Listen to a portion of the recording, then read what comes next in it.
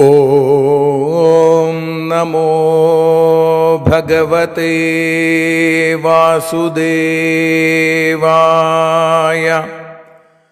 ഓം നമോ ഭഗവതേ വാതനാഥായ. ഓം നമോ ഭഗവതേ നാരായണായ.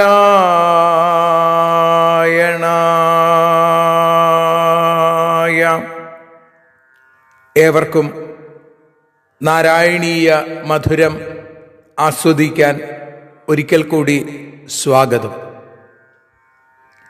മൂകം കരോതി വാചാലം പങ്കും ലംഘയത്തെ ഗിരിം യൽകൃപാതമഹം വന്ദേ പരമാനന്ദമാധവം.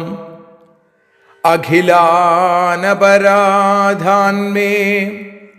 ക്ഷമസ്വ കരുണാനിധേ പ്രസീദ മൽഗുരോ നാഥ ജനകായ നമോ നമഃ.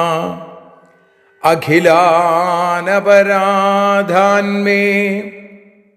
ക്ഷമസ്വ കരുണാംബുധേ പ്രസീദ മൽപ്രിയേ നാഥേ മാതൃരൂപേ നമോസ്തുതേ.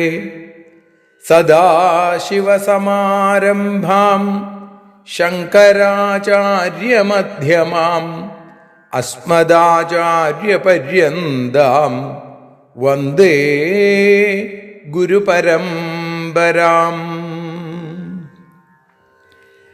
നാരായണീയത്തെ പറഞ്ഞിടുമ്പോൾ നാരായണാഖ്യനെ നമിച്ചിടുന്നു. നാരായണൻ വായുപുരത്തിലീശൻ നാവിൽ നിറഞ്ഞെന്നെ തുണച്ചിടേണേ. മോക്ഷക്കടൽ ഭാഗവതം പ്രസിദ്ധം മെല്ലെ കടഞ്ഞു നവനീതമഹോ ലഭിച്ചു. മന്നിൽ നരന്നു ഹരിഭക്തി ലഭിക്കുവാനായി മേൽപുത്തുരേക്ക് സദയം ശുഭ സ്തോത്രകാവ്യം.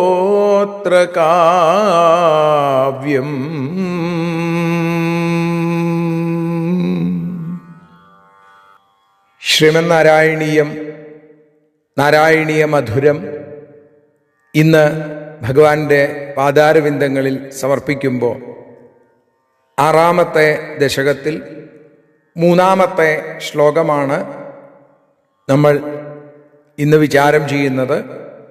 കഴിഞ്ഞ രണ്ട് ശ്ലോകങ്ങളിലൂടെ വിരാട് പുരുഷ വർണ്ണന നടത്തുന്ന ഭട്ടതിരി ഭൂമിക്ക് താഴെയുള്ള 7 ലോകങ്ങൾ എന്തൊക്കെയാണ്, ആ വിരാട് സ്വരൂപ മൂർത്തിയുടെ ഏതൊക്കെ ഭാഗങ്ങളാണെന്ന് പറഞ്ഞു. അതിനുശേഷം ഭൂലോകം, അതേപോലെ ആകാശം, സ്വർഗം, ഇതിനെക്കുറിച്ചൊക്കെ പറഞ്ഞു. ഇനി അതിന് മുകളിലേക്കുള്ള ലോകങ്ങളെക്കുറിച്ച് പറയുകയാണ് അടുത്ത ശ്ലോകത്തിൽ. ഗ്രീവാമഹസ്തവ മുഖഞ്ജനസ്തപസ്തു ഭാലം ശിരസ്തവ സമസ്തമയസ്യ ദേ സത്യം ഏവം ജഗന്മയതനോ ജഗദാശ്രിതൈരപ്യന്യൈർനിബദ്ധവപുഷേ ഭഗവൻ നമസ്തേ. തവ ഗ്രീവാ മഹാ മുഖം ചാജന ഭാലം തു തപ സമസ്തമയസ്യ തവ ശിരഃ സത്യം ഹേ ജഗന്മയതനോ ഭഗവൻ ഏവം ജഗദാശ്രിതൈഃ അന്യൈ അപി നിബദ്ധവപുഷേ തേ നമഃ. തവ ഗ്രീവാ മഹ, അവിടുത്തെ കഴുത്ത്, മാറിടം വരെയാണ് കഴിഞ്ഞ ശ്ലോകത്തിൽ പറഞ്ഞത്, അത് സ്വർഗമാണെന്ന് പറഞ്ഞു. ഇനി അതിനു മുകളിൽ ആ കഴുത്ത് എന്ന് പറയുന്നത് മഹർലോകമാണ്. മുഖം ച ജനഹ, അതേപോലെ മുഖമോ അത് ജനലോകമാണ്. ഭാലം തു തപ, നെറ്റിത്തടം ഭാലം എന്ന് പറഞ്ഞാൽ തപോലോകമാണ്. സമസ്തമയസ്യ തവ ശിര സത്യം, സർവസ്വരൂപനായ എല്ലാത്തിലും മിന്നിത്തിളങ്ങുന്ന അവിടുത്തെ ശിരസ് സത്യലോകമാണ് എന്ന് പറയുന്നു. ഹേ ജഗന്മയതനോ, ഹേ ഭഗവൻ, ഏവം ജഗദാശ്രിതൈ അന്യൈ അപി നിബദ്ധവപുഷേ തേ നമ. ഇങ്ങനെ ജഗദ്രൂപമായ ശരീരത്തോടു കൂടിയിട്ടുള്ള ഭഗവാനെ ലോകത്തിലുള്ള മറ്റു വസ്തുക്കളാലും കൽപ്പിക്കപ്പെട്ട ശരീരത്തോടുകൂടി അവിടുത്തേക്ക് നമസ്കാരം. ജഗദാശ്രിതൈരപ്യന്യൈർ നിബദ്ധവപുഷേ എന്ന് പറഞ്ഞു.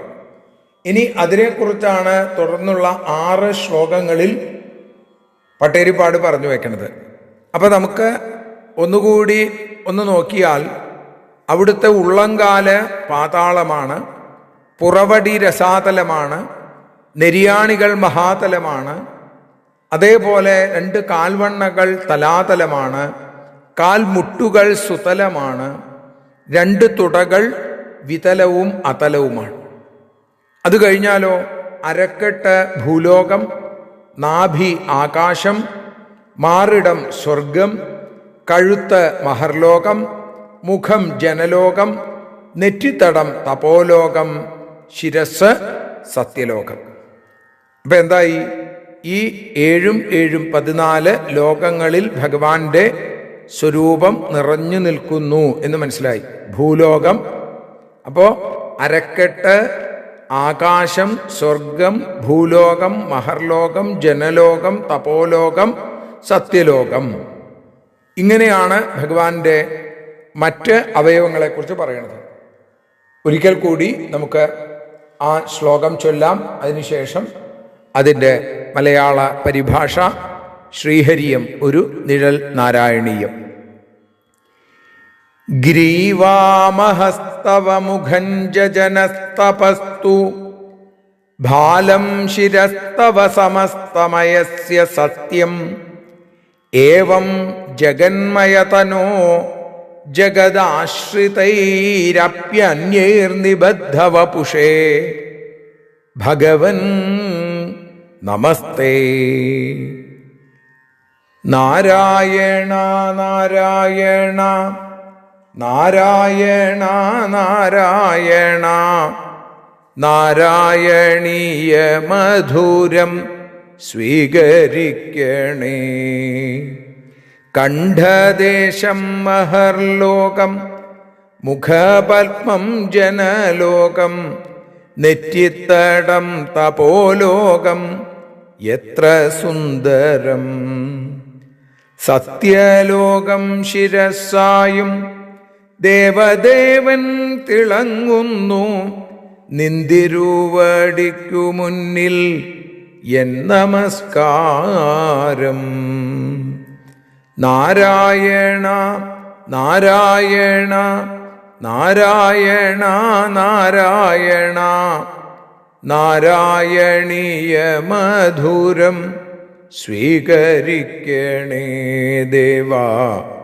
നാരായണീയ മധുരം സ്വീകരിക്കണേ. സർവത്ര ഗോവിന്ദനാമ സങ്കീർത്തനം, ഗോവിന്ദ ഗോവിന്ദ. സർവത്ര നാരായണ നാമ സങ്കീർത്തനം, നാരായണ നാരായണ നാരായണ.